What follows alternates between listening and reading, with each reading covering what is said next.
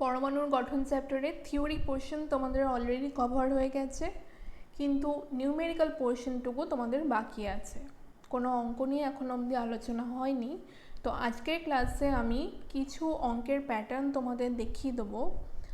সাধারণত যে ফর্মুলা থেকে এই চ্যাপ্টার থেকে অঙ্ক আসে, স্ট্রাকচার অফ অ্যাটম থেকে যে ফর্মুলাগুলো ইম্পর্টেন্ট, সেই ফর্মুলা ধরে ধরে তার ওপর কিছু এক্সাম্পল আমি আজকের ক্লাসে দেখিয়ে দিচ্ছি, তোমরা দেখে নাও। প্রথম যে সূত্র দিয়ে অঙ্ক শুরু করব, প্লাঙ্কের quantum theory, E equal to H nu. নিউয়ের সঙ্গে ল্যামডার সম্পর্ক হচ্ছে nu equal to C by lambda. তাহলে আমরা লিখতে পারি E equal to H nu, নিউয়ের জায়গায় যদি সি বাই ল্যামডা বসাই equal to H C by lambda. এই সূত্রের ওপর থেকে কিছু এক্সাম্পল আমরা করে নিই।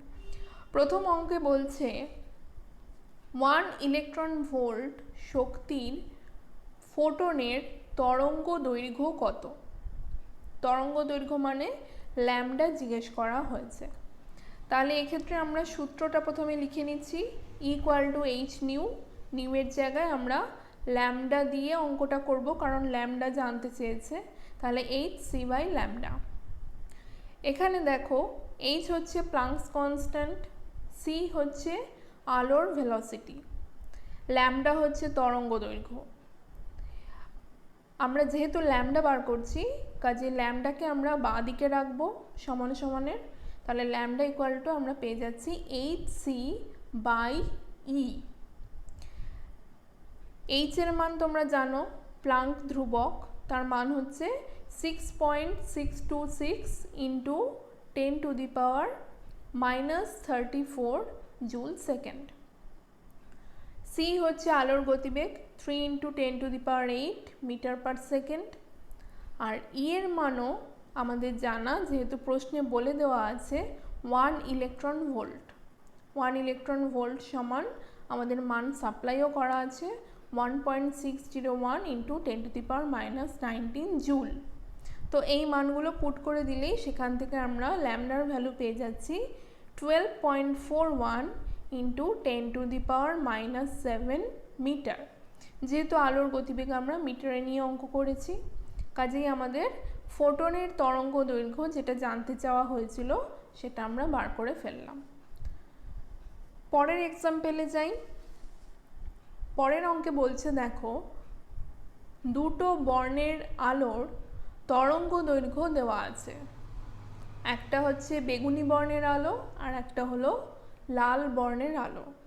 দুটোর তরঙ্গ দৈর্ঘ্য বলে দিয়েছে, একটা 4000 অ্যাংস্ট্রম এবং আর একটা বলছে 7000 অ্যাংস্ট্রম। জিজ্ঞেস করেছে যে এই দুটোর ফোটনের মধ্যে কার শক্তি বেশি। শক্তি মানে আমাদের এনার্জি বার করতে হবে। তাহলে আমরা যে সূত্রটা প্রথমে লিখে নেব, E equal to H nu. নিউয়ের কোনো ভ্যালু এখানে নেই, কাজেই নিউয়ের জায়গায় আমরা ল্যামডা বসিয়ে, প্রশ্নে দেখো ল্যামডার ভ্যালু সাপ্লাই করা আছে, একটা 4000 একটা 7000, কাজে আমরা ল্যামডা দিয়েই অঙ্কটা করব। তাহলে E equal to H C by lambda, এই ফর্মুলা দিয়ে অঙ্কটা হচ্ছে।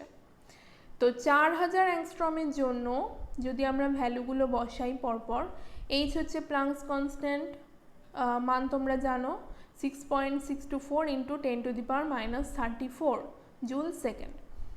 আচ্ছা, সি এর মানও তোমরা জানো, আলোর গতিবেগ 3 ইন্টু 10⁸ মিটার পার সেকেন্ড। আর নিচে হচ্ছে ল্যামডা বসবে। বেগুনি বর্ণের আলোর জন্য আমরা ল্যামডার ভ্যালু বসাচ্ছি 4000 অ্যাংস্ট্রম। অ্যাংস্ট্রমকে যদি আমরা মিটারে নিই তাহলে 10⁻⁻10 দিয়ে মাল্টিপ্লাই করি।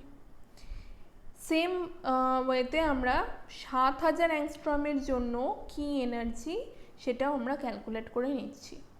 তাহলে দুই ক্ষেত্রেই দেখো মানগুলো বসিয়ে আমরা দুটো শক্তি পাচ্ছি।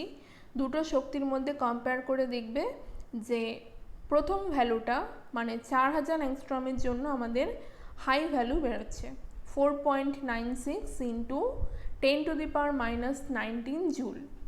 তার মানে বেগুনি বর্ণের আলোর ফোটনের শক্তি লাল বর্ণের আলোর ফোটনের তুলনায় অনেক বেশি। পরের অঙ্কে যাচ্ছি। বলছে 5800 অ্যাংস্ট্রম তরঙ্গ দৈর্ঘ্যের কম্পাঙ্ক কত এবং তরঙ্গ সংখ্যা কত। কম্পাঙ্ক মানেই আমাদের বার করতে হবে নিউ এর মান, আর তরঙ্গ সংখ্যা হচ্ছে নিউ বার। তো প্রথমে আমরা নিউটা বার করে নিই, তারপরে নিউ বার কি করে বার করছি সেটা দেখব। আচ্ছা, এখানে দেখো প্রশ্নে ল্যামডার ভ্যালুটা সাপ্লাই করেছে এবং সি এর ভ্যালু দিয়ে দিয়েছে, মানে আলোর গতিবেগ। তাহলে ল্যামডা আর সি এর সঙ্গে নিউ এর কি সম্পর্ক আছে? আমরা জানি যে nu equal to C by lambda. তাহলে কিছুই না, খুব সোজা, সি এর জায়গায় আলোর গতিবেগ বসবে 3 × 10⁸, আর ল্যামডার জায়গায় ল্যামডার যে ভ্যালু দিয়ে দেওয়া আছে প্রশ্নে 5800 অ্যাংস্ট্রম। অ্যাংস্ট্রমকে যদি আমরা মিটারে কনভার্ট করি 10⁻10 দিয়ে মাল্টিপ্লাই করব। এই দুটো মান যদি আমরা বসাই তাহলে দেখো নিউ এর মান আমরা পেয়ে যাচ্ছি 5.17 ইন্টু 10⁻14 সেকেন্ড ইনভার্স। তো আমরা নিউ পেয়ে গেলাম, মানে কম্পাঙ্ক পেয়ে গেলাম, একটা আনসার বেরোলো। আর একটা জানতে চেয়েছে তরঙ্গ সংখ্যা, নিউ বার। তরঙ্গ দৈর্ঘ্যকে অনন্যক করলে, মানে 1/λ করলে নিউ বারের মান পাওয়া যায়, তরঙ্গ সংখ্যা নির্ণয় করা যায়। তাহলে নিউ বার ইকুয়াল টু 1/λ, সেখানে ল্যামডার মান বসিয়ে দিচ্ছি আমরা 5800 ইন্টু 10⁻⁻10 মিটারে কনভার্ট করে নিয়ে বসাচ্ছি। তো সেখান থেকে আমাদের তরঙ্গ সংখ্যার মান বেরোচ্ছে দেখো 1.72 ইন্টু 10⁶ মিটার ইনভার্স। যেহেতু আমরা অ্যাংস্ট্রমকে মিটারে নিয়ে নিয়েছি, তো মিটারটা ওপরে উঠলে মিটার ইনভার্স হয়ে যাবে, সেটাই হচ্ছে তরঙ্গ সংখ্যার একক। তাহলে কম্পাঙ্ক আর তরঙ্গ সংখ্যা দুটোই বার করা গেল। এই সূত্র শেষ। পরের যে সূত্রটা এই চ্যাপ্টার থেকে ইম্পর্টেন্ট, সেটা হচ্ছে En ইকুয়াল টু E1/n²। এটা হচ্ছে বোর অরবিটের এনার্জি। ইলেকট্রন যে কক্ষপথে ঘুরবে সেই কক্ষের এনার্জি কত সেটা বার করতে গেলে আমাদের এই সূত্র লাগে। এন হচ্ছে যে কক্ষে, মানে n-তম কক্ষে ইলেকট্রনটা ঘুরছে সেই কক্ষের শক্তি আমরা বার করছি E1/n² করে। প্রথম অঙ্ক এই সূত্রের ওপর দেখো, বলছে হাইড্রোজেন পরমাণুর একটা ইলেকট্রন যদি n=1 কক্ষ থেকে n=2 কক্ষে নিয়ে আসা হয় তাহলে কত শক্তির প্রয়োজন হবে। হাইড্রোজেন পরমাণুর প্রথম কক্ষের শক্তি আমাদের বলে দেওয়া আছে -13.6 ইলেকট্রন ভোল্ট। তাহলে আমাদের সূত্র ছিল En = E1/n²।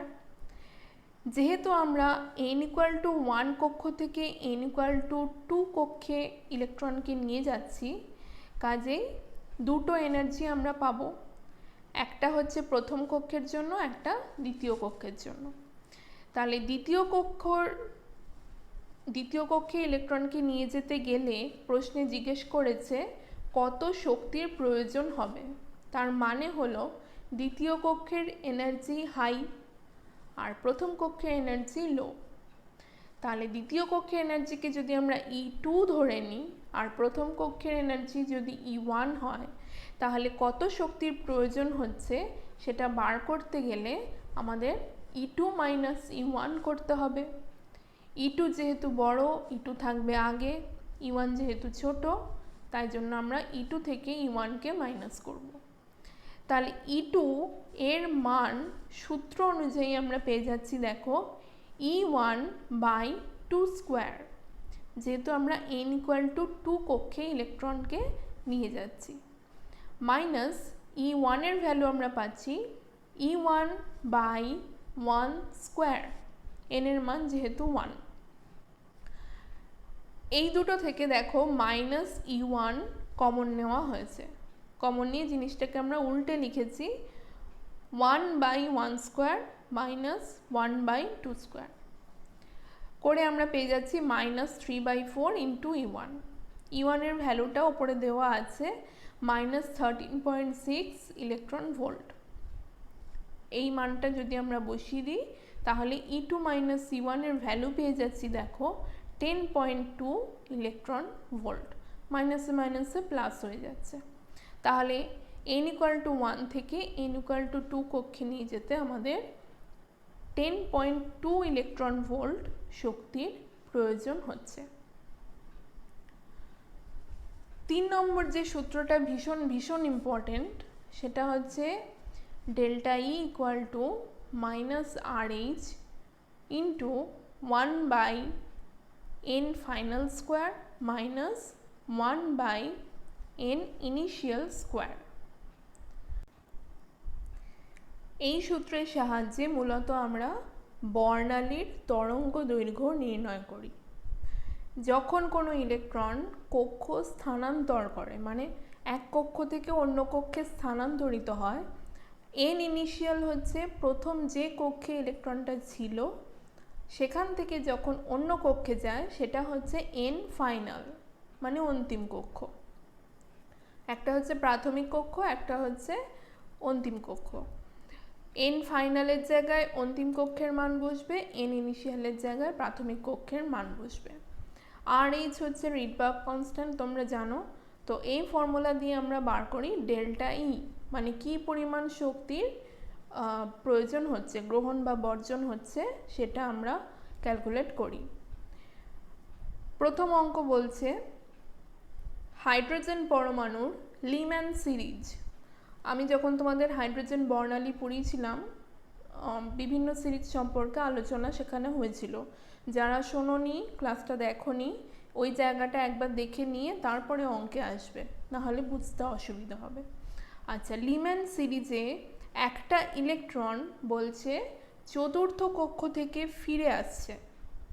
লিম্যান সিরিজ মানেই হচ্ছে বিভিন্ন কক্ষ থেকে ইলেকট্রন n=1 কক্ষে আসে। তাহলে এখানে ইলেকট্রন বলছে n=4 থেকে ফিরে আসছে। তার মানে n ফাইনাল হচ্ছে n=1, যেহেতু লিম্যান সিরিজ বলে দেওয়া আছে, আর যেহেতু চতুর্থ কক্ষ থেকে আসছে তার মানে n ইনিশিয়াল হলো 4। এবারে আমরা অঙ্ক শুরু করব। বলছে কত তরঙ্গ দৈর্ঘ্যের বিকিরণ পাওয়া যাবে। তাহলে কিছুই না, শুধু সূত্রে মানগুলো বসবে। সূত্র হচ্ছে 1/λ = RH into 1/n1 square minus 1/n2 square. এখানে দেখো RH হচ্ছে রিডবার্গ কনস্ট্যান্ট, তার মান তোমাদের প্রশ্নে দেওয়া আছে, মিটার ইউনিটে দেওয়া আছে, এবং n1 এর জায়গায় আমরা বসাবো 1। যেহেতু লিম্যান সিরিজের ক্ষেত্রে n1 হয়ে যাবে 1, আর n2 হচ্ছে যে কক্ষ থেকে ফিরে আসছে, মানে চতুর্থ কক্ষ, সে কারণে আমরা বসাচ্ছি 4 স্কোয়ার। তাহলে প্রথম যে সূত্রটা তোমাদের দেখিয়েছিলাম সেখানে -RH ছিল, এখানে মাইনাসটা আর বসাইনি, মাইনাসটাকে ব্র্যাকেটের মধ্যে ইনক্লুড করে নিয়েছি, যার জন্য জিনিসটা উল্টে গেছে, আর কিছু নেই। আচ্ছা, বাকি সব মানগুলো ঠিকঠাক বসাবে, রিডবার্গ কনস্ট্যান্টের মান, আর ভেতরের ব্র্যাকেটের মাইনাসটা করে আমাদের বেরোচ্ছে 15/16। এই টোটাল মাল্টিপ্লিকেশনটা করলে আমাদের ভ্যালু বেরোচ্ছে। ল্যামডার ভ্যালু পেতে গেলে আমরা জিনিসটাকে উল্টে নেব, 16টা ওপরে চলে যাবে, আর 15 × 1.1 × 10⁻⁷ এটা চলে আসবে নিচে। সেই করে আমাদের ল্যামডার ভ্যালু বেরিয়ে যাচ্ছে 969.6 × 10⁻⁻10 মিটার। 10⁻⁻10 মিটার হচ্ছে 1 অ্যাংস্ট্রম। তাহলে আমরা এই পোর্শনটাকে বাদ দিলে আমরা অ্যাংস্ট্রমে কনভার্ট করে নিতে পারছি, 969.6 অ্যাংস্ট্রম। তাহলে n=4 থেকে যদি লিম্যান সিরিজে নামে ইলেকট্রন, আমরা 969.6 অ্যাংস্ট্রমের তরঙ্গ দৈর্ঘ্য পাব। পরের অঙ্কে বলা হচ্ছে বামার সিরিজ। বামার সিরিজ মানেই হলো ইলেকট্রন আসবে n ইকুয়াল টু 2-তে। অঙ্কে বলছে n এর কোন মানে বামার সিরিজের কোনো রেখার তরঙ্গ দৈর্ঘ্য হবে 4341 অ্যাংস্ট্রম।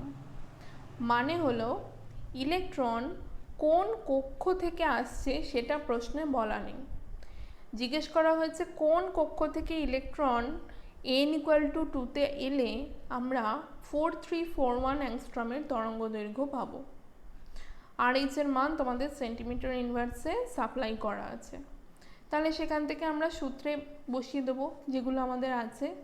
1/λ ইকুয়াল টু RH মানে রিডবার্গ কনস্ট্যান্ট ইনটু, দেখো 1/2 স্কোয়ার মানে যেহেতু বামার সিরিজ এবং আমরা জানি যে বামার সিরিজে ইলেকট্রন n ইকুয়াল টু 2-তে আসে, সে কারণে আমরা এই n এর ভ্যালুটা আমরা বসাতে পারছি 2 স্কোয়ার, কিন্তু কোন কক্ষ থেকে আসছে সেটা আমাদের অজানা, কাজেই সেই n এর ভ্যালুটা কিন্তু আমরা বসাতে পারছি না, ওটা n হিসেবেই রয়ে গেছে। তো এই করে যদি আমরা অঙ্কটা এগোতে থাকি তাহলে আলটিমেটলি আমরা দেখছি যে 1/n স্কোয়ারের মান আমাদের বেরোচ্ছে 0.04। তাহলে n স্কোয়ারের মান উল্টে যাবে, 100/4 আসবে বা 25, এর রুট করলে আমরা পেয়ে যাচ্ছি n ইকুয়াল টু 5। তার মানে 4341 অ্যাংস্ট্রমের তরঙ্গ দৈর্ঘ্য আমরা পেয়ে যাচ্ছি যখন ইলেকট্রন পঞ্চম কক্ষ থেকে বামার সিরিজ বা n ইকুয়াল টু 2-তে আসছে। নাম্বার 4 যে সূত্রটা বলবো সেটা হলো হাইজেনবার্গের আনসার্টেনটি প্রিন্সিপাল, যেটা তোমাদের ছিল formula delta x into delta p greater than equal to h/4π। Delta x হচ্ছে আনসার্টেনটি অফ পজিশন মানে অবস্থানের অনিশ্চয়তা, আর ডেল্টা পি হচ্ছে ভরবেগের অনিশ্চয়তা, আনসার্টেনটি অফ মোমেন্টাম। হাইজেনবার্গের ওপর থেকে কি অঙ্ক আসে দেখো। প্রথম এক্সাম্পল বলছে একটা কণার ভরবেগের অনিশ্চয়তা মানে ডেল্টা পি এর মানটা বলছে 1 × 10⁻³ গ্রাম সেন্টিমিটার পার সেকেন্ড। যদি এটা হয় তাহলে কণার অবস্থানের অনিশ্চয়তা কত মানে ডেল্টা এক্স কত সেটা জিজ্ঞাসা করছে। তোমাদের এইচ এর মান দেওয়া আছে, প্লাঙ্কস কনস্ট্যান্ট আর্গে দেওয়া আছে, তাহলে পুরো অঙ্কটা হবে আর্গ, আর এদিকে ডেল্টা পি এর মানও দেখো গ্রাম সেন্টিমিটার পার সেকেন্ডে দেওয়া আছে, তার মানে সিজিএসে অঙ্ক হচ্ছে। সেই মতন আমরা মানগুলো পুট করছি, delta x into delta p greater than equal to h/4π, এটা হচ্ছে আমাদের ফর্মুলা। সেখান থেকে আমাদের ডেল্টা এক্সটা বার করতে হবে, কাজে ডেল্টা পিটাকে আমরা ডান দিকে নিয়ে চলে আসছি। তারপরে আমরা ভ্যালুগুলো জাস্ট বসিয়ে দিচ্ছি, দেখো এইচ এর ভ্যালু বসানো হয়েছে। আচ্ছা, ডেল্টা পি আমাদের অলরেডি বলে দেওয়া আছে 1 × 10⁻³ আর 4π, পাইয়ের মানটা এখানে বসানো হয়েছে 3.143। তো সেই করে আমরা ডেল্টা এক্স পেয়ে যাচ্ছি greater than equal two 0.527 × 10⁻24 centimetre. এটা আমরা বার করলাম অবস্থানের অনিশ্চয়তা, আনসার্টেনটি ইন পজিশন। পরের অঙ্ক, এটাই লাস্ট অঙ্ক, হাইজেনবার্গের আনসার্টেনটি প্রিন্সিপালের ওপর থেকে বলছে একটা কণার অবস্থান এবং বেগের অনিশ্চয়তা যথাক্রমে 10⁻10 মিটার, এটা হচ্ছে অবস্থানের আনসার্টেনটি, আর বেগের আনসার্টেনটি বলে দিয়েছে 5.27 × 10⁻24 মিটার পার সেকেন্ড হলে কণাটার ভর কত। প্লাঙ্কস কনস্ট্যান্ট তোমাদের সাপ্লাই করেছে। তো আমাদের খেয়াল রাখতে হবে, প্রশ্নে দেখো বেগের অনিশ্চয়তা বলেছে, ভরবেগ কিন্তু নয়, কাজে এখানে অঙ্কটা সেইভাবেই হবে। প্রথমে ফর্মুলাটা আমরা লিখে নেব, delta x into delta p greater than equal to h/4π। তো এটাকে আমরা এইভাবে লিখতে পারি, delta p equal to m into delta v. যেহেতু ভর বেগ মানে কি, ভর ইন্টু বেগ করলেই আমরা ভরবেগ পাই, সে কারণে আমরা লিখেছি delta p equal to m মানে ভর ইন্টু বেগ ডেল্টা ভি। দুদিকেই যদি আমরা ডেল্টা এক্সকে মাল্টিপ্লাই করি তাহলে আমরা পেয়ে যাচ্ছি, দেখো, delta x into delta p equal to delta x into m into delta v. এবারে খেয়াল করে দেখো বাদিকে যে দুটো টার্ম এসছে delta x into delta p, এর মানটা কিন্তু আমরা জানি, হাইজেনবার্গ আনসার্টেনটি প্রিন্সিপাল অনুযায়ী এর মান হয় greater than equal to h/4π। তাহলে আমরা পরের স্টেপে লিখতে পারি delta x into m into delta v greater than equal to h/4π। সেখান থেকে আমাদের এমটা যেহেতু ক্যালকুলেট করতে হবে, এমটা রেখে আমরা বাকিগুলোকে সব ডান দিকে নিয়ে যাচ্ছি। তাহলে আমাদের ইকুয়েশন দাঁড়াচ্ছে m greater than equal to h/4π by delta x into delta v. প্রত্যেকটার যদি মান তোমরা ইনপুট করো তাহলে আমরা সেখান থেকে এম এর মান পেয়ে যাব। তো আলটিমেটলি আমাদের এম এর মান আসছে 0.099 কেজি। যেহেতু পুরোটাই আমাদের মিটার জুল এই ইউনিটে আমরা অঙ্কটা করছি, কাজেই আমাদের কণার ভরও বেরোবে এসআই ইউনিটে, সে কারণে আমাদের ইউনিট হচ্ছে কেজি। তো এইভাবে চারটে সূত্র তোমাদেরকে দেখালাম, এইগুলোই মেনলি ইম্পর্টেন্ট এই চ্যাপ্টার থেকে, এবং এই ইকুয়েশনগুলোর ওপরই মেনলি প্রবলেম তোমাদের আসে। খুব টাফ কিছু থাকে না, সিম্পল প্রবলেমই থাকে, কিন্তু প্র্যাকটিস তোমাদের করতে হবে। আর এই যে প্লাঙ্কস কনস্ট্যান্ট, রিডবার্গ কনস্ট্যান্ট, এগুলো অনেক সময় সাপ্লাই করা থাকে না, তো এই কনস্ট্যান্টের মানগুলো তোমাদের প্র্যাকটিসের মাধ্যমেই মনে রাখতে হবে, ঠিক আছে? তো এখানেই তোমাদের স্ট্রাকচার অফ অ্যাটম চ্যাপ্টারটা শেষ হচ্ছে। থিওরি আগেই হয়ে গেছিলো, আজকে নিউমেরিক্যাল হয়ে গেল, তো চ্যাপ্টারটা টোটালি এন্ড হলো।